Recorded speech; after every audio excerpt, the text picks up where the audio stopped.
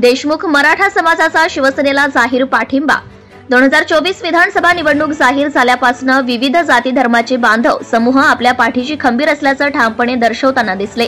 आता प्रचाराच्या अंतिम टप्प्यात दिनांक 16 नोव्हेंबर रोजी देशमुख मराठा बांधवांनी आपला खुला जाहीर पाठिंबा दिला आहे। यामध्ये वरंध, जिते, देशमुख, कांबळे, शिवथर, आसनपोई, खर्डी, संदोशी आदी गावातील नागरिकांचा समावेश आहे। यावेळी बोलताना खरेदी विक्री संघांचे अध्यक्ष बंडू शेठ देशमुख यांनी या विधानसभा मतदारसंघात अनेक आमदार होऊन गेले, परंतु देशमुख मराठा समाजाचा मेळावा घ्यावा असे कधी वाटले नाही। परंतु आज जाहीर सभेतून भरतशेठ गोगावले यांना पाठिंबा देतोय असे सांगितले। शिवाय देशमुख मराठा समाजासाठी हक्काचे देशमुख मराठा भवन उभारून देण्याची विनंती देखील त्यांनी केली आहे।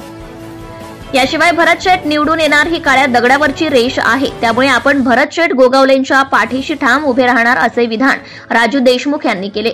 यावेळी भरतशेठ गोगावले यांनी उपस्थित नागरिकांशी संवाद साधताना इतकेच म्हटले, भरतशेठ गोगावले हा गरिबांचा शेठ आहे, श्रीमंतांचा नाही।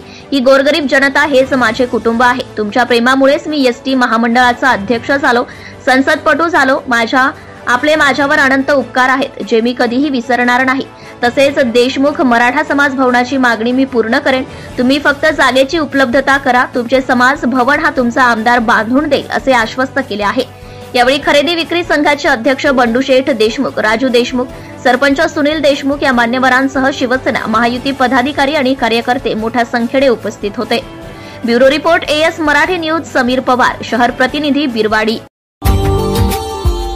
Subscribe now and press the bell icon. Never miss an update.